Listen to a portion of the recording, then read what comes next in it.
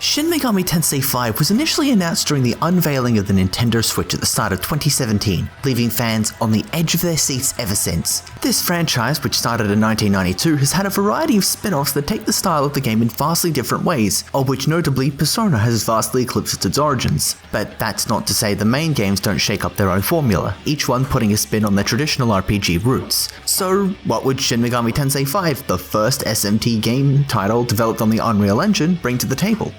I couldn't wait to find out. However, even God's world is not eternal. It wouldn't be a Shin Megami Tensei game if Tokyo isn't somehow ruined, but it's a bit weird this time. You begin as a perfectly normal high school student in the same vein as Nocturne's Demi-Fiend, a Persona protagonist, or the lead from If. One day you're walking home with some student acquaintances because there have been a series of monster attacks of unknown origin, so it's too dangerous to walk alone. When the gang's path is blocked off by the investigations of one such attack, one of these acquaintances wanders off to take a phone call. It's not safe to go out alone, so you go after them, make it into a tunnel, and run into a couple of other classmates recording a horror vlog. Then, everything goes south. Moments later, you all end up being thrown into another world that also happens to be a ruined Tokyo, the Netherworld, before the robotic Aogami rescues you from Demon Chow.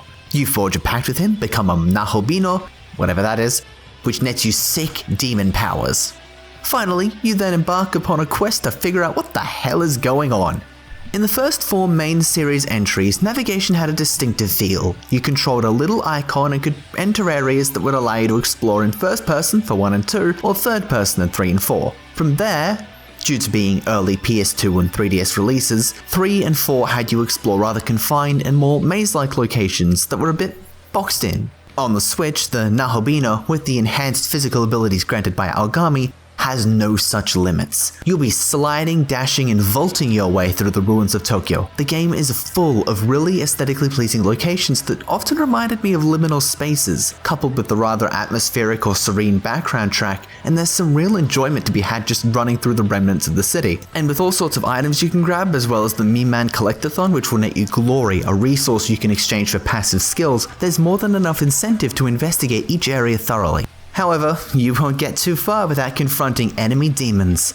And with them appearing on the field, random encounters have been made a thing of the past. Of course, you can take advantage of that enhanced mobility to glide past your foes, but this is Shin Megami Tensei. Avoiding battles when you enter new areas is the last thing you want to do.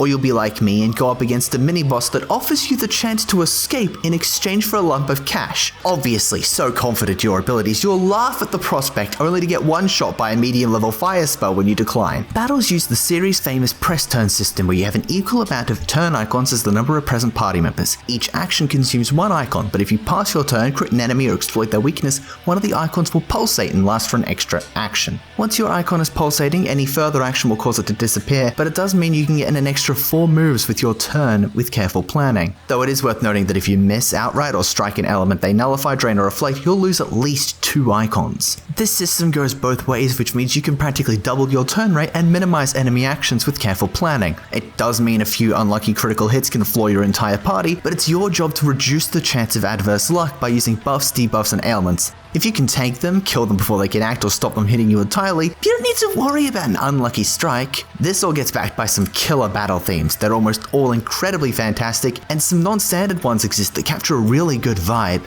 It's an enjoyable and rewarding system, especially when accounting for that challenge. You might have super demon powers, but you're still going to need to bust out the big brain strats if you want to win your battles, even on lower difficulty modes. If that's not for you, there is a free DLC difficulty option that'll make things easier: Safety Mode. Demon Negotiation also follows the trend of Shin Megami Tensei 4 and Apocalypse, making demons more defined and feel like calculated gambles if you understand them. My only complaint is that the bartering system isn't as in-depth as SMT4's. I'd like to be able to extort the demons for money consistently. Demon Fusion, the dark art of smushing your demons together to make new ones, has returned with the handy reverse fusion option. This mechanic allows you to check any possible demon you can summon at the given moment, even using ones you previously noted down in the compendium. Shin Megami Tensei 5 has also introduced the new Essence system, allowing you to change your elemental affinities or instill you and your demons with new skills. I think this is a great feature that lessens the amount of fusion chaining you'll need to do and is one of many minor additions that allow for quick and heavy customization. The presentation is stellar, especially in cutscenes. They're not common, but they all look great, and some hype up great moments and boss fights. There are also unique skills with superb visual style. I left Aramasa in my moveset until near the endgame because it looks so damn cool. The story itself is rather lacking though. Feeling lost or uninterested after the first arc is expected for certain players because following the first 20 minutes takes roughly 10 hours for any more narrative to kick in. The cast remained largely unchanged and received next to no exploration, leaving a couple of interesting characters largely forgotten about. That was a bit of a step down from 4, but I did enjoy the unique spins on the classical alignment system. If the characters weren't so much weaker, I'd compare it to Devil Survivor 2. Still, the cutscene quality makes up for some of it. Mainline Shin Megami Tensei games aren't exactly known for their story either, besides 4 and Apocalypse. These titles generally have the plot serve as window dressing to capture a particular vibe of personal struggle, and I think 5 nails that approach.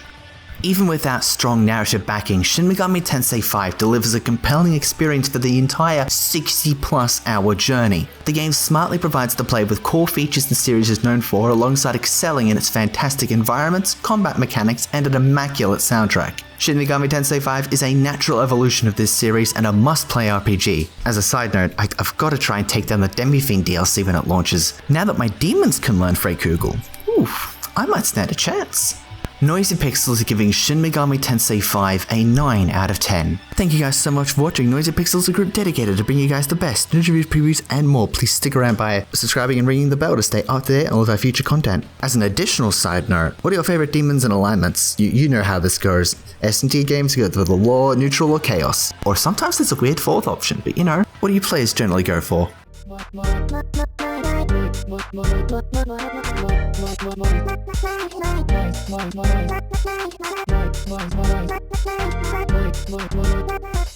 Noisy Pixel.